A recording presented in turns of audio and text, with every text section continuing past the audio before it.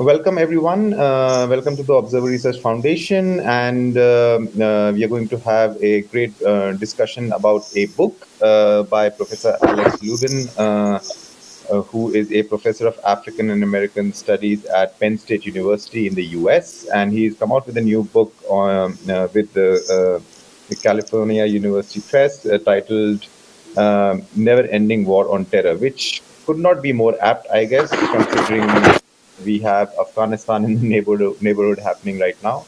But we look forward to hearing Professor Lubin very soon. But let me also quickly introduce the panel. We have Vice Admiral Girish Luthra, retired, who is a distinguished fellow at the Observer Research Foundation's offices in Mumbai. He's also a former Commander-in-Chief of the Southern Naval Command and the Western Naval Command of the Indian Navy. And may I also introduce Mrs. Prabha Rao, who is a retired officer of the Indian Police Service and has extensive experience in intelligence and anti-terrorism. So let me just hand it over to Professor Lubin, and he'll be introducing his book and the arguments that the book is making. There are some very, very interesting subjects he is touching on, some subjects that are very quote unquote controversial in the sense that there's a lot of public debate and academic debate around them since 2001, if it's fair to say that. And Professor Lubin, the next couple of minutes is with you, and we look forward to your comments. Thank you very much, and thank you for inviting me to talk about my book. I look forward to our conversation. This is a book that is written in a series intended to address contemporary issues in the United States and to frame them largely for an undergraduate college student population. So because of that, it is meant to be somewhat polemical as well as accessible to undergraduate students. I wrote Never Ending War on Terror during the US presidential administration of Donald Trump. At the time, US media was consumed with framing the Trump administration as a divergent turn away from the norms and values of the United States. These media focused on Trump's prosecution of the war on terror as somehow exceptional. Such narratives of Trump's fanaticism, I felt at the time, overlooked certain continuities in US empire, which linked the post-9/11 2001 war on terror to other older instances of US state power. While Trump's style and approach was norm-bending for sure, his foreign and military policies were not inconsistent with what the late Palestinian social theorist Edward Said referred to as a long horizon of US imperial culture. In addition to seeking to place Trumpism and the war on terror in a longer history of US history, in Never Ending War on Terror, I also wanted to identify the war on terror itself as not only a material conflict involving asymmetric warfare against non-state and state actors like Iraq, but also as a cultural formation in the United States, one that has capitalized on feelings of mourning and the spectacle of tragedy of terrorism to justify an expansive national security state that increasingly erodes civil rights within the United States. While the book is intentionally a short contribution to war on terror studies, it focuses on rather large questions, such as how the contemporary US war on terror both extends and revises an imperial culture that has been over 100 years in the making.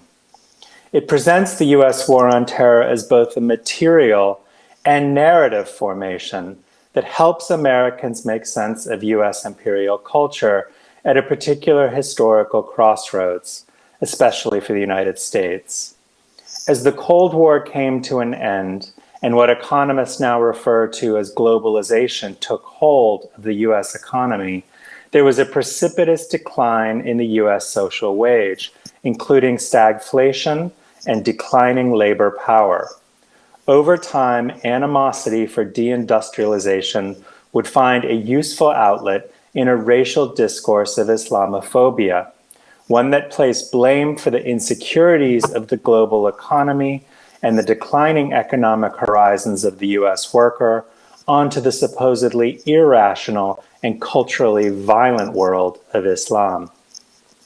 In Never Ending War on Terror, I seek to make visible the shifting cultural, political, economic, and geopolitical moment following the Cold War.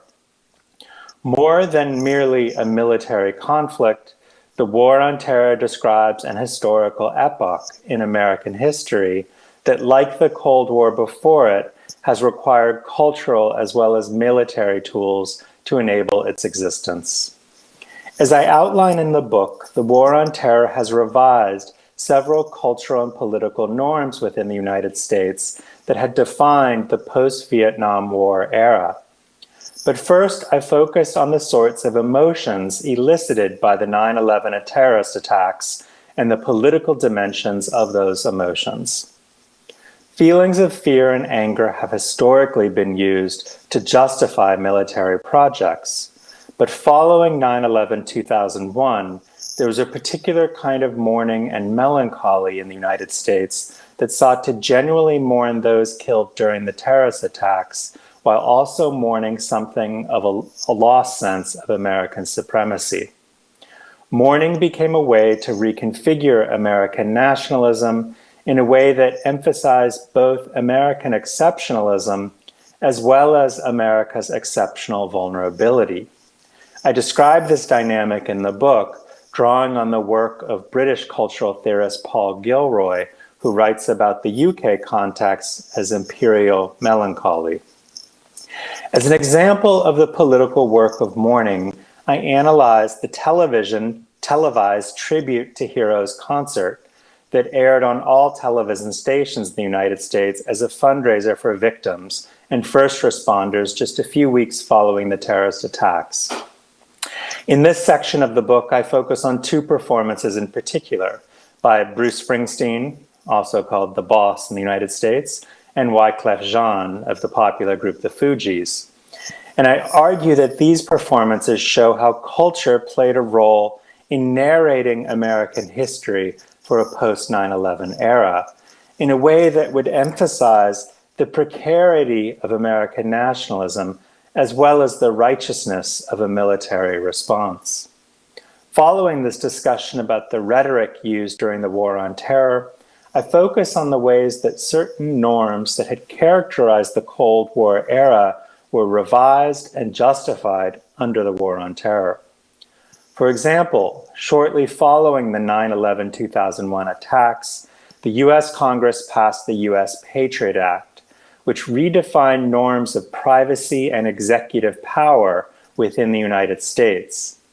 While the Act's merging of foreign and domestic security apparatuses under the rubric of Homeland Security increased the militarism of domestic police departments, as military hardware used in the War on Terror abroad increasingly came back home to urban police stations in the United States, while at the same time, domestic police stations increasingly trained for domestic US urban containment in foreign places abroad, such as in Tel Aviv, Israel, where the New York Police Department has a training office.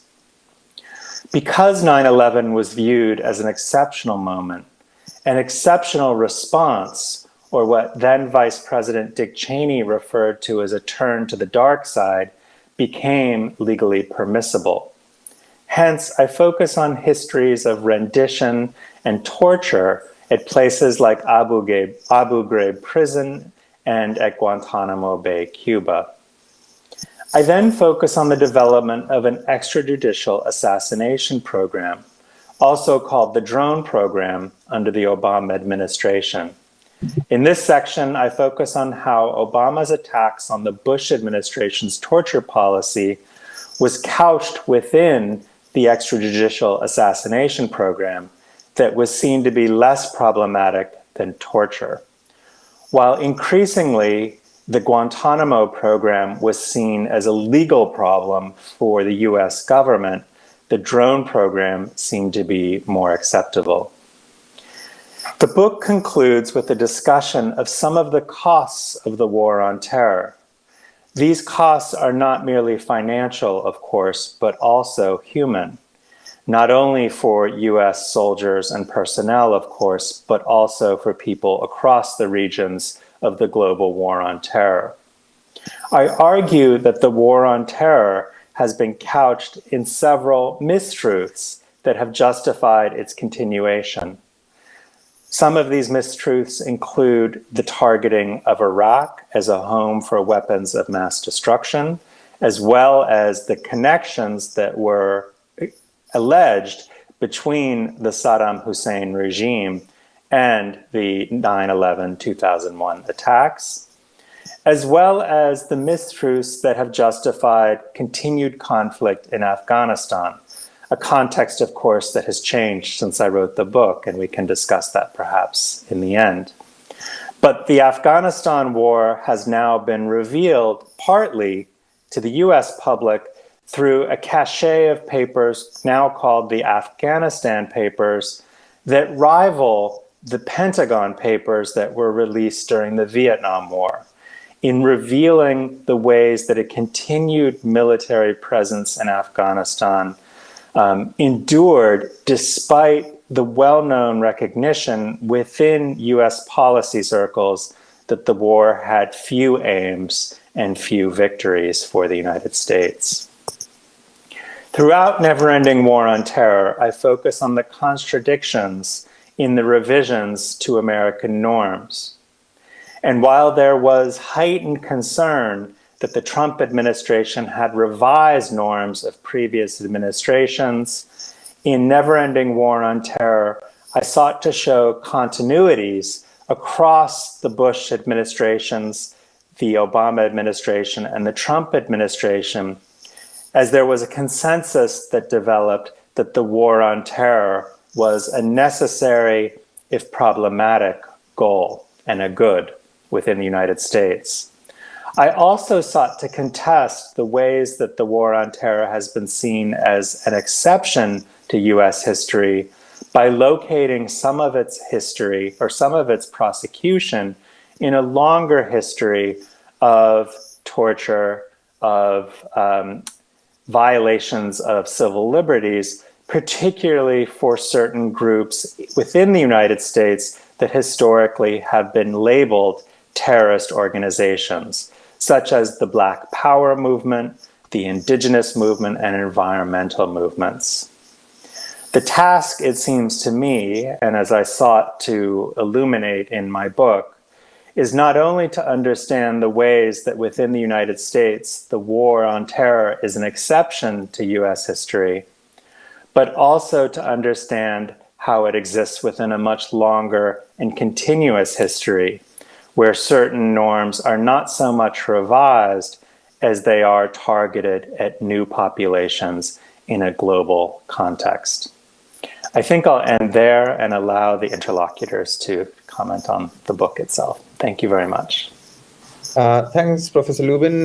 That was a very enlightening sort of run through of your work, and I already have a page full of questions for you later on. But I'll very quickly, at the moment, move to Vice Admiral Luthra for his comments and deliberations on your presentation. Yes, first let me compliment you, Alex, for a very absorbing short book. I thoroughly enjoyed reading it. While it is a short book, but it pieces together so much of information, and I'm sure considerable effort would have gone into piecing it together. But yes, the book is provocative, and it challenges some of the widely held beliefs and assumptions as far as the war on terror is concerned. You have sought to counter the story or the narrative around US exceptionalism, as you mentioned, and the use of American grief to strengthen that notion of exceptionalism. You have also tried to counter this view that the US hegemony is benevolent, except this war on terror. And you have linked it with violence as a historical feature of US imperial culture. And you are constantly we find this thread in your book that September 11 and the war on terror is a continuation of the same, is in continuity of the same historical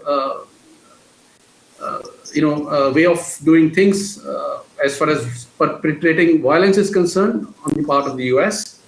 And therefore there is nothing new about it. Now, you have linked it with the cultural issues, as you mentioned, with nostalgia, with melancholia, which has now been, in some sense, normalized.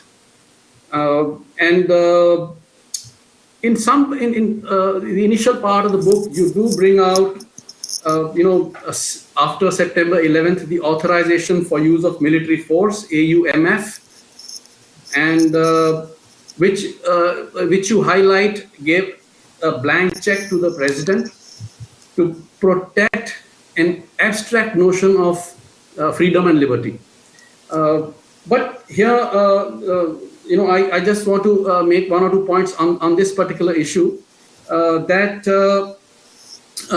Before September 11th happened, in the 1990s, there was quite a build-up already taking place. While you have talked about the New York bombings, the Oklahoma bombings, the bombings at Nairobi and Dar es Salaam. Now, all these events in the 1990s had led to quite a bit of debate within the US, including the debate on impact on civil liberties. And this was already sort of building up. And just a year before September 11th in 2000, the National Commission on Terrorism submitted its report in the US in 2000, seeking to enhance the response and enhancing the powers. And that was, in a way, representing the mainstream American thinking. And therefore, what I felt was that the stage was, in a way, prepared already for, after September 11th, for all those things to really take shape, because the public perception and public consciousness had already moved in favor of doing things as you've highlighted in your book. And another part in the run-up to September 11th that had happened was a large number of people had highlighted the limits of the US criminal justice system as a counter-terrorist instrument, or as an instrument for counter-terrorism strategy.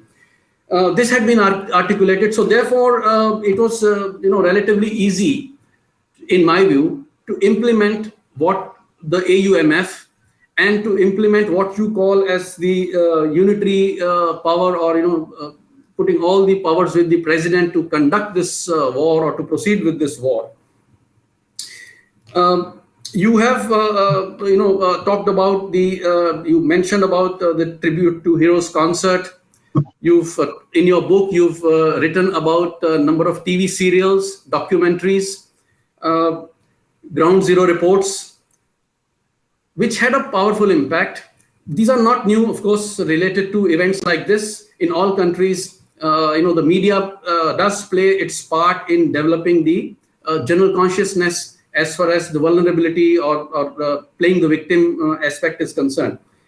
But an important thing that you highlight is that through these programs, there was also an attempt to make a common cause with Israel. And you spend some time on your book describing the whole concept of Homeland and relating it to Israel in many ways, as far as the Homeland, the term Homeland itself is concerned, and the creation of the Department of Homeland Security. The excesses subsequently, whether at Guantanamo Bay or at Abu Ghraib prisons, which you have highlighted in great detail, which make a compelling case on the issues that you are trying to highlight. You've also talked about overcoming challenges, the US government trying to overcome the challenges of following the Geneva Convention as far as the prisoners of war are concerned, POWs. And they found a very clever way to deal with it by saying that these people do not have any legal rights because they are all non-state actors. And but at the same time, they were able to give the government itself all the rights of any war or any conflict. But here again, my comment, or a number of people might comment that counterterrorism is a very complex strategy, both at policy level and at strategy level. Counterterrorism is very, very complex. And in the war on terror, you see, since it was earlier, the term war was not being used as far as terrorism is concerned, while it was fight against terrorism. But as soon as the war on terror term came up, the word war got introduced. Subsequently, everybody has tried to grapple with this, that once it is a war on terror, then what is the definition of victory? And I think even today, that answer is not available to anybody as to what is the definition of victory, if it is a war, if it indeed is a war, because in every war there is some definition or some articulation of what victory would mean if you implement that war successfully. You have talked about from kill or capture strategy followed during the Bush administration to extrajudicial assassinations using drones, use of human intelligence, signal intelligence, and piecing them together. But again, a number of people would argue that all these pieces have to be put together to have a coherent, comprehensive counterterrorism strategy, because by focusing on one aspect alone, it is very difficult to implement. You've talked about the sort of blurring of lines between the domestic and the foreign policy issues on counterterrorism. But people would say that counterterrorism strategy requires that blurring to take place, because that there is a lot of cross connect that needs to happen between the domestic as well as the foreign policy aspects. I also want to share a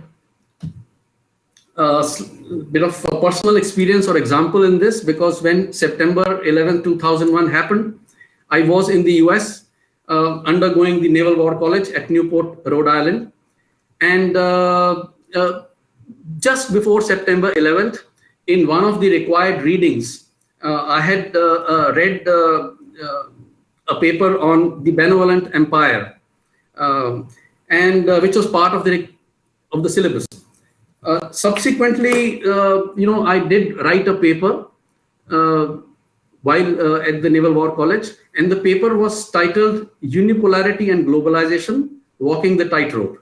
I sought to examine the coexistence of globalization and unipolarity and what it meant to the security environment of the world, because until then it had been examined only in the economic realm, primarily in the economic realm. I was examining it from the security point of view. And my conclusion or my hypothesis was that this coexistence of globalization and unipolarity is inherently dangerous. And I had also sort of refuted in my paper, I had refuted the notion of a benign hegemon. And so, so therefore, your book, I sort of had some resonance at personal level with me, because in many, and subsequently, after I wrote my paper, subsequently what happened in Iraq and what happened in Afghanistan, in many ways, was validation. And your book is, I see your book in some ways a validation of the paper I wrote in 2001. So in some sense, it is very satisfying for me. But as I mentioned, there will be counter views to your book, because as I said, counterterrorism is it's very complex subject. One more personal example I want to share with you, that at that time, soon after September 11th, when as part of the course we were traveling the length and breadth of the United States, sometimes by road, sometimes by air, and when traveling by road in our college bus, many places I found signboards in the US at that time, towards the end of 2001. And the signboards read, OBL, watch your butt, the Yanks are coming. Now, this I thought this was a very powerful message as far as the strong surge of nationalist sentiment is concerned. So there was a very strong surge of nationalist sentiment, and there was so much of support for counterterrorism or action. So therefore, it was so easy for the government to usurp all the powers, to go ahead with the PATRIOT Act and to go ahead with everything, and to subsequently to start getting those kill lists, etc., which you are explaining. So it was relatively easy because of this strong outpouring. So finally, let me say that your book, the timing is very, very appropriate. One, because of what is happening in Afghanistan, and second, because of this debate on privacy versus security, which is also one of the chapters in your book, after what has been revealed now as far as Pegasus software is concerned. So thank you very much. It's been an enjoyable read. Thank you so much, sir. Some great comments and personal experiences there as well. Could I invite Mrs. Rao for her comments, please?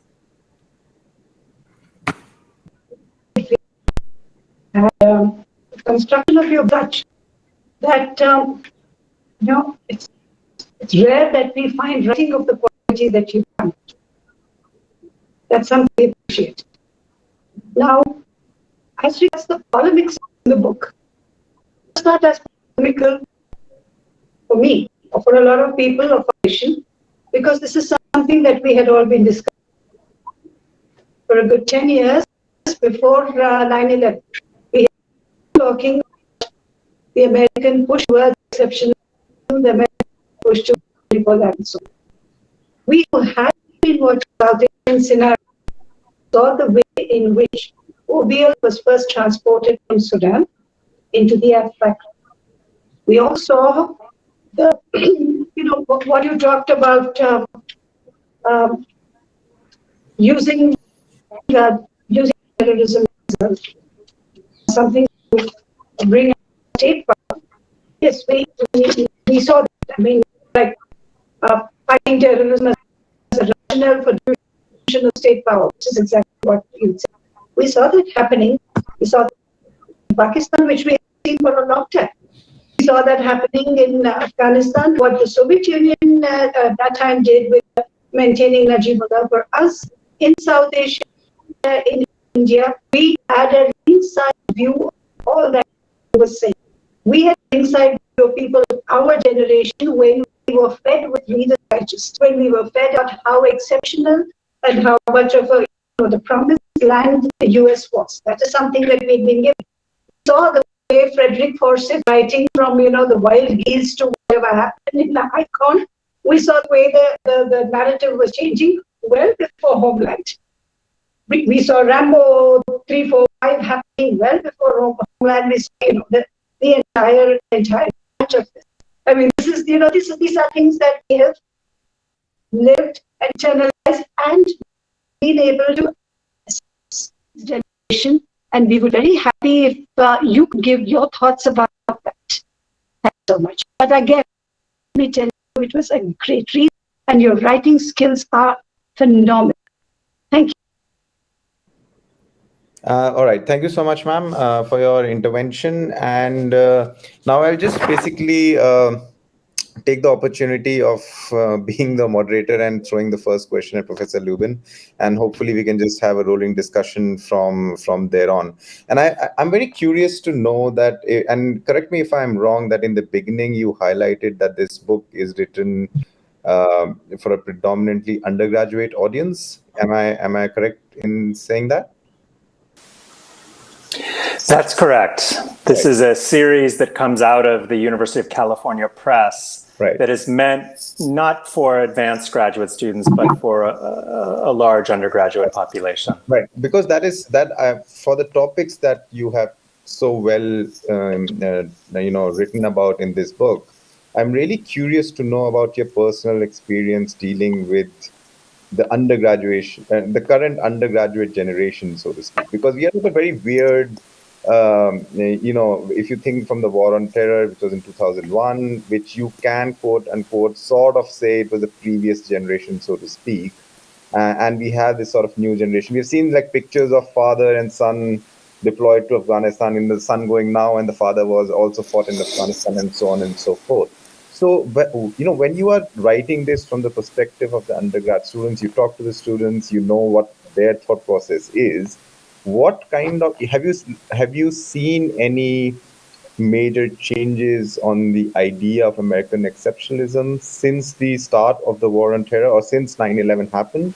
And what kind of what did you find that the students largely now think like? In the sense, has the thinking changed than what it was immediately after the 9/11 attacks took place? And has there been a major shift in issues such as counterterrorism, especially on issues such as drone warfare, which is a very divisive sort of? I've talked to many students who are extremely divided on that front. So, what's your personal sort of take while you were researching this book on the current sort of batch, so to speak, of thinking minds? Yeah, thank you for the question. It should be noted, of course, that as we come upon the 20th anniversary of the 2001 attacks, that college freshmen in the United States this year were born after 2001, which means that very few of them know about a world before 2001. That said, I've been teaching the war on terror for the last decade. And in the in the start of that process 10 years ago, there were students who had experienced either 9/11, they remember the media, they remember watching the events on television, or perhaps some of my students may have known someone who lost a life, or whose family member lost a life in those attacks. So it was very much a living memory at that time. What I perceive happening more recently is that the war on terror has sort of led to a sort of unquestioning acceptance of certain shifts that I write about in the books. For example, most of my students think that it is permissible for the government to collect, large data from cell phone companies, with the response often being, well, I'm not engaged in terrorism, and if it catches terrorism, then why not? I'm not here necessarily to either support or condemn that position, but merely to suggest that that is a massive shift from a generation, say, in the 1980s, following the Watergate incidents with the US government, that would have said that the government intruding on our privacy is always wrong. So that's a shift. That's a cultural shift that has taken place. Another shift that I would say has happened is that there is intense distrust of the government, a sense, and even of media, a sense that truth is something that is never dispensed by media or by government officials. And that has enabled a kind of a sort of media climate in which my students and 20-year-olds today have difficulty discerning what is reality and what isn't. Obviously, the world of social media has increased that. It has enabled, obviously, new forms of surveillance, as well as new forms of interference into media stories. So that has created a very different world. What I would say is that the sense of history, what both of the interlocutors pointed out, is that prior to 9/11, there had been narrative interventions or narrative constructions about a unipolar world that needed the United States to engage in a war on terror. And my students don't know about that pre-9/11 context very well. Right, and that's really interesting, because that does sort of put the entire sort of 2-decade-long war, for example, in Afghanistan, in a very weird intersection of how you're going to view it, right? And can I just bring in Mrs. Rao here? She mentioned that, even before sort of 9/11, a decade before 9/11, the other parts of the world, especially in South Asia, we were seeing a build-up on the terrorism and the counterterrorism terrorism front, and from from that perspective, Mrs. Rao, what do you see or what do you feel of when the terminology of the forever war or the never-ending war is used today? Considering it's predominantly used on the Afghanistan war and the Iraq war because they've been going on for 2 decades. But for example, in places such as South Asia or such as India, which has been sort of at the receiving end of terrorism since much before that, what kind of narratives are now sort of from an Indian perspective are seen that have developed on the sidelines of the war on terror, like of the sort of the US war on terror? Has the Indian thinking shifted towards that end, or does it still hold its own sort of ground from a counterterrorism perspective?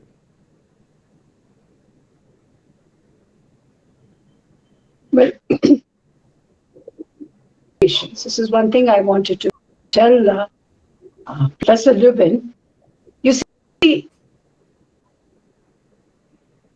in your book, Professor Lubin, the multifaceted nature of the spoken only about the narrative, and you've spoken about green power. But you see, more important thing, the point that you brought up, there is trust in narrative being given any government, whether it is the US government, the Pakistan government, the British government, Indian government. There is so much of alternate media available, and young people today, especially people who have been born after, are very, very facile in using this. They know. Okay, I'll move to Vice Admiral Luthra till then. Sir, same question I'll pose to you from a narrative point of view. The American sort of narrative of the forever war. I read a very interesting paper by the New America Foundation recently where they were trying to define what the idea of the forever war is. And from a counterterrorism and a terrorism perspective, it's coming even from an American point of view. It's only coming from the 9/11 attacks and beyond. Let's be honest, we had the USS Cole earlier, and there have been many other sort of terrorism, especially relating to Palestine and so many other incidents that have happened world over.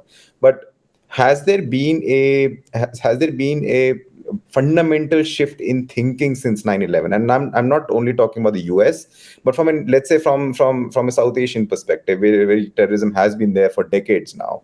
Has there been a fundamental shift in thinking along with the US on the ideation behind war on terror? Well, thank you for the question. Well, when 9/11 happened, there was, as you know, in South Asia, particularly India, there was a very strong view that the problem of terrorism in South Asia was not adequately understood, not adequately appreciated in the United States. And this was also playing out in terms of Pakistan's, the US-Pakistan relationship and things like that. And subsequently, when 9/11 happened, a large number of people in the US who felt the security because of the insular nature, they felt that this attack was very specific, or this terrorism they've seen only from the lens of American perspective. Now, whether the narrative changed soon after 9/11, the narrative did not change. From India's point of view, in the first part after 9/11, the US took on Pakistan as a strong ally. And therefore, while in India there was expectation that now there will be sort of better realization in the US about the challenges of terror, but that did not happen. Instead, the reverse happened. And Pakistan became a close ally in because of the requirements of operations in Afghanistan. But that began to change towards the later part of the first decade, and then subsequently, once Osama bin Laden was taken out, and that operation was successful. Thereafter, the narrative began to change, and sort of India-US counter-terrorism cooperation saw some improvement and better understanding, better coordination began to happen. It also started happening in terms of financial flows. All this started happening in these 20 years, as you mentioned, in the second part of these 20 years, not in the first 10 part of the 20 years. So broadly, that is how the narrative has changed. But yet, primarily, I think from the US perspective, terrorism by the larger audience in the US is seen from the exceptional, as the book brings out, from the exceptional vulnerability of the United States. Right. And thinking that the Arab Muslim world, as has been highlighted in the book, is whatever be the local wars, whatever be the local conditions, regional conditions, whether it is in Yemen, whether it is in Iraq, whether it is in Syria, whether it is in South Asia, whatever be the local regional considerations, but the broader view is that it is all intended to finally strike at the US and finally strike at the superpower, which is not to be permitted. So that is the thought process. That thought has not changed. Right. And that's a very interesting point. And Professor Lubin, I'll just come to you that the fact that 2 months after 9/11 happened, the Indian Parliament was attacked in December 2001. This is a watershed moment from a sort of Indian perspective. And I'll just quickly see if Mrs. Rao is online. Yes, now. yes, I'm here. Okay, ma'am, if you can just continue. I can't remember where I left it behind. Okay. But if you can, continue your comments, please. Yes.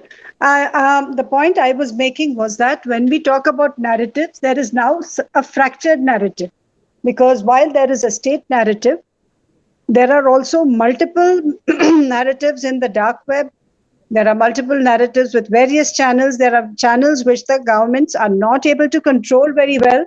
And the audience which Professor Lubin had spoken about post 9/11, they are the people who are being fed with these narratives, and hence there is a growing distrust of the official narrative. This is something that we see happening in the US, in Russia, in India, everywhere else. That there is a mistrust of the local, the immediate government narrative, which is a good and a bad thing, and which creates its own currents in terms of creating public opinion, which of course, as you all know, the public opinion about withdrawing from Afghanistan, from withdrawing from all other regions of conflict outside the US was something that has been building up. So these are things which, I mean, I would, maybe Professor Lubin has not touched on them in the book. Maybe he would like to talk about it now. Now, while talking about narratives, you see, India had always given a counter narrative to what was being done in Afghanistan. This even before 9/11, when we had said that yes, there is the likelihood of an attack is very much there. At that stage, you see, one understands that while the US would have liked to use counter-terror as something that they would want to do to increase their political heft. There was, of course, a feeling that they would not be able to manage, and they were almost on the point of recognizing the Taliban before Commander Masood was killed a few days prior to 9/11. This is something that one has to see. There was a narrative that was being built up on one stage, and another narrative which was also going on how the Taliban is not actually an extremist group, and that continues till today. So you see, there are state objectives in narratives which are seen, but there are also the other narrative, the fractured narratives which are coming all over the net, which you need to understand. And Right. what Vice Admiral was saying, that is, as I said, something that we have known for a long time. It is not just the Taliban time that we are talking about. We are talking about Operation Gibraltar pre-1965. From there on, we have seen this kind of narrative build-up. We saw during 1971, the Bangladesh War, the kind of narrative that had been built on by the USA. And so in India, when we are talking about American narratives, we are not blindly following what is being said. I mean, that exceptionalism is not something that we have, I think, been able to, take at face value, because we saw what happened, as I said, not only in the Soviet invasion of, not invasion, well, anyway, Soviet intervention in Afghanistan, but also from 1971 onwards. And I think Vice Admiral would remember this, that, we had been looking at all these things. While, of course, economically, America was indisputably the unipolar center a few years ago. Well, I mean, the economics and the dynamics of global dynamics have changed, and one has to see how it goes on now. And so, in the light of what is happening with the ascension of China to some extent, with Russia re-entering this arena, the South Asian AFPAC arena, and also the Syria and Libyan arena, it is to be seen how the American decision to withdraw from Afghanistan is going to impact on its position of exceptionalism, its position of a unipolar, of its exception of being the first amongst equals. I mean, I don't say unipolar anymore, first amongst equals. It is to be seen how it would, and I would be very grateful if Professor Lubin could give us his assessment on this. Right. I'll just very, very quickly go to Vice Admiral. Sir, just 1 minute, because we are running out of time. Yeah, I just wanted to make a small point that, I purposely did not look at or did not comment on the global geopolitics related to terrorism, because the book is focused primarily on the American exceptionalism and the American cultural consciousness related to violence, etc. So the book has a specific focus, and it is covering that particular issue only. It is not, the book is not getting into the terrorism as it obtains in different parts of the world. Right. And so therefore, and it is trying to make a compelling case that as far as the US is concerned, it is not the beginning, and as he says, it is not the end of this perpetration of violence. And therefore, I have limited comments to that particular thing, which is the scope of the book. Sure. Okay. Thanks a lot. Okay. Before Professor Lubin, I come to you for your sort of concluding remarks, let me throw one more question at you, which is, and you can sort of mold it into your final thoughts. Where does American exceptionalism from a terrorism point of view stand in 2021 after the January 6 events and after the sort of Capitol Hill events that took place earlier this year? Where does that ideation stand? Because that one day is now, we can see, has been co-opted by a lot of narratives from the other side, so to speak. That, look, it's not, whatever you've been trying to distribute over the past couple of decades is actually not so good, or it's actually not so stable, and so on and so forth. So where does that fit into this entire debate, and your general conclusions as we wrap up for today? Well, thank you for the question and for the interlocutor comments. What I take to be a central point or question is, what would it have meant for the United States following the terrorist attack of 9/11/2001 to have placed itself in a global history of anti-terrorism? Would there have been a different course for the so-called war on terror had the United States thought more globally or multilaterally about its conflict? I will leave that to the experts on this panel, who are not Americanists or solely Americanist limited, as I am, to the US context to answer that question. But what I would point out is that what the narrative in the United States following 9/11 did was to make the global history of terrorism and anti-terrorism an entirely US history. And that meant that attacks that had taken place in other geographies were, let me just say, less relevant, or at least disregarded altogether within the US media. That has had consequences on how Americans understand what the war on terror is.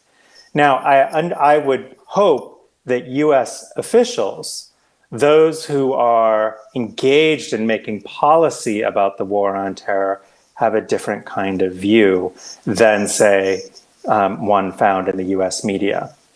The other point I would say, just in conclusion, is a point that Ms. Rao makes, I think, is important, and that is that she has highlighted competing narratives, not just of US media or the US state, but also the narratives of radicalization. What she asks was the narrative of Anwar al-Awlaki, and how did that get distributed? Even to ask that question is to engage in a kind of critical analysis that was not prevalent following 9/11. In fact, to ask the question, why was there terrorism? Why was there a terrorist attack? What is the terrorist narrative? Was itself to engage or to help and give support to terrorism. And so it was seen as somehow un-American to even pose the question, what might the terrorist goals have been? Even as a means to contest that narrative. So I think it is extremely important to ask the sort of question, not only as my book does from the United States, within the United States, but as your panel does and as this forum has done, to ask it from a global perspective and to look at the object of the US war on terror, not only from within, but also from without. Thank you. All right, so we are really out of time. So thank you, Professor Lubin, for your excellent book. I really did enjoy going through it, and congratulations on its publication. And I would also like to thank my panelists, Vice Admiral Girish Luthra and Mrs. Prabha Rao, for their really valuable comments. The book's name is Never Ending War on Terror, and it's out now. And thanks everyone for watching and joining. Good evening. Thank you all. Thank you. Thank you.